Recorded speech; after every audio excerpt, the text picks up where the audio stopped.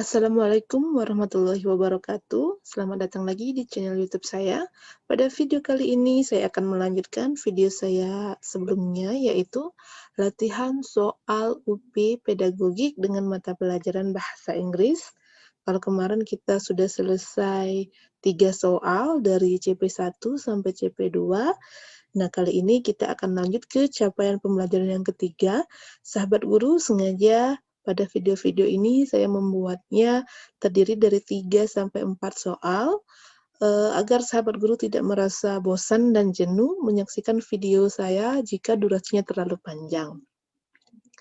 Sahabat guru, sebelum kita mulai, jangan lupa like, share, komen, dan subscribe untuk tetap mendukung channel YouTube saya supaya terus berkembang, dan jangan lupa hidupkan lonceng notifikasinya agar tidak ketinggalan informasi selanjutnya terkait video masih berhubungan dengan PPG. Baiklah sahabat guru, kita langsung saja lihat di capaian pembelajaran yang ketiga ini, yaitu mengembangkan kurikulum yang terkait dengan mata pelajaran yang diampu, di mana di sini ada 4 indikator. Yang pertama, menjelaskan prinsip-prinsip pengembangan kurikulum bahasa Inggris. Yang kedua, mengaitkan pengalaman belajar peserta didik dengan materi pembelajaran untuk mencapai tujuan pembelajaran bahasa Inggris. Yang ketiga, merumuskan indikator penilaian. Yang keempat, merumuskan instrumen penilaian. Langsung saja kita lihat contoh soal dari keempat indikator ini dengan CP pembelajaran yang ketiga. Nah, untuk indikator 3.1 soal keempat, ini soalnya. When putting syllabuses together, an EFL curriculum designer has to consider each item for inclusion in the syllabuses on the basis of the following criteria, except A. Learnability, B. Usefulness, C. Frequency, D. Coverage, E. Grading. Kita lihat pembahasannya di sini. Untuk menjawab soal nomor 4 tadi, dengan indikator menjelaskan prinsip-prinsip pengembangan pembelajaran bahasa Inggris, berikut langkah-langkahnya. Yang pertama, kita cari dulu kata kunci.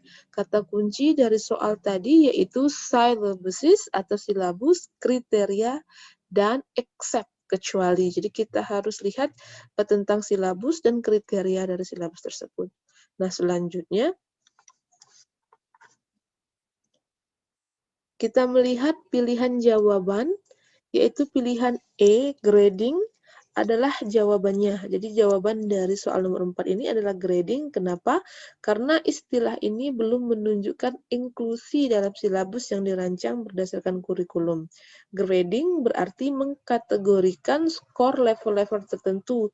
Istilah yang lebih tepat untuk ini adalah evaluation atau evaluasi, ya, karena di dalam silabus biasanya tidak kita dengar atau kita lihat unsur-unsurnya ada kata grading, tapi lebih sering kita lihat evaluasi atau evaluation. Kita lanjut ke indikator yang 3.2, contoh soalnya ini. The presentation or development step of a lesson plan should involve activities on the part of the students. It should be carried out by keeping in mind the following principle, except A. Principle of selection, B. Principle of division, C. Principle of absorption, D. Principle of categorization, E. Principle of successive sequence. Kita langsung saja ke pembahasan.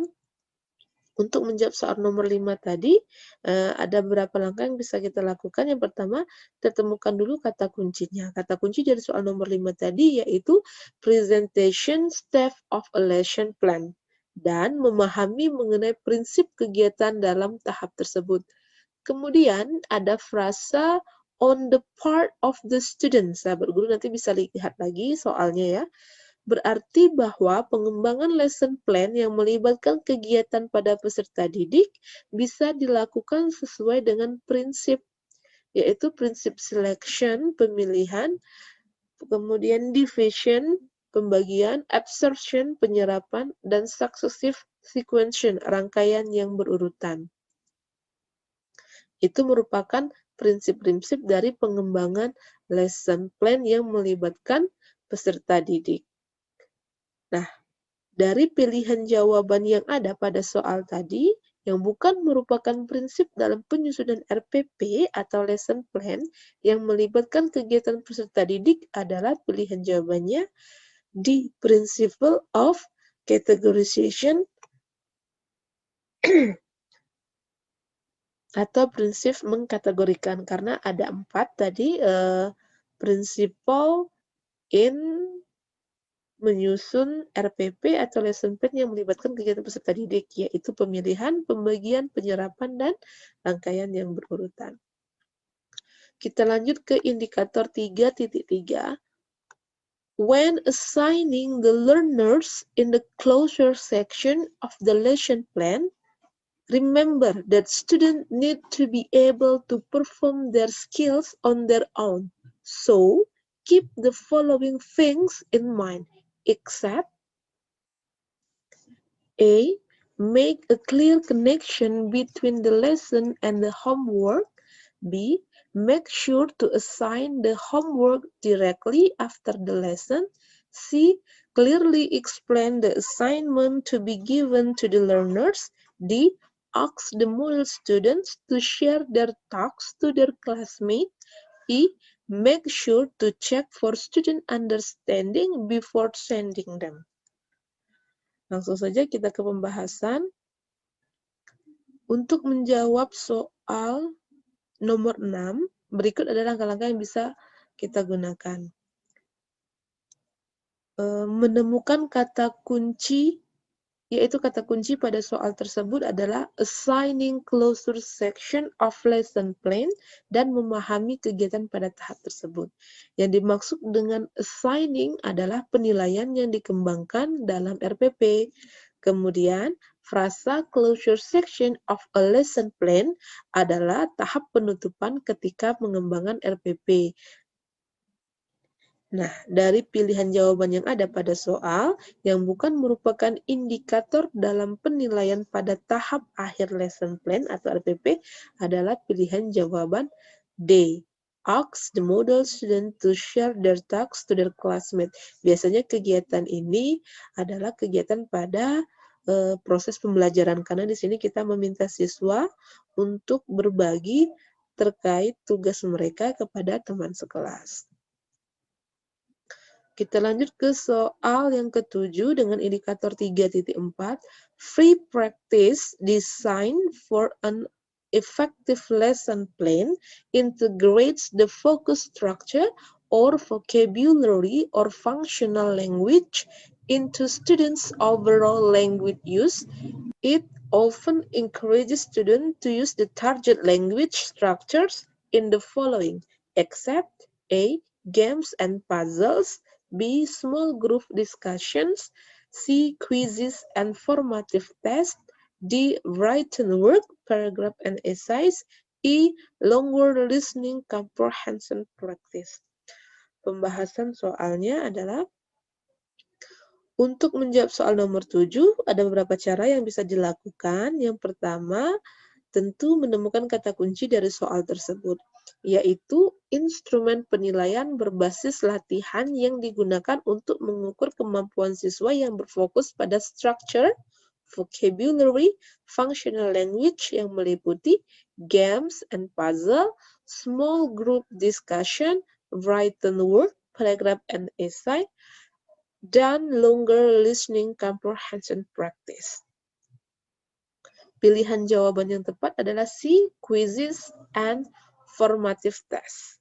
Quiz dan tes formatif tidak termasuk salah satunya. Alasannya adalah quiz dan tes formatif biasanya dilakukan dalam kelas dengan tujuan untuk mengukur kemampuan siswa sehingga guru mengetahui sejauh mana tujuan pembelajaran tercapai. Sedangkan di sini yang ditanyakan adalah untuk kemampuan siswa yang berfokus pada structure, vocabulary, functional language, yaitu ketika kita melaksanakan game and puzzle, small group discussion, written work, or longer listening comprehensive practice, siswa otomatis menggunakan atau berfokus pada strukturnya, vocabulary-nya, dan functional language-nya. Oke sahabat guru, demikianlah di video kali ini 4 soal yang telah saya berikan dan kita bahas. Selanjutnya akan kita lanjuti masih dalam mata pelajaran bahasa Inggris capaian pembelajaran yang keempat. Jangan lupa subscribe, like, share, dan komen, serta hidupkan lonceng notifikasinya untuk mendapatkan informasi video saya selanjutnya. Terima kasih telah menonton, semoga bermanfaat. Wassalamualaikum warahmatullahi wabarakatuh.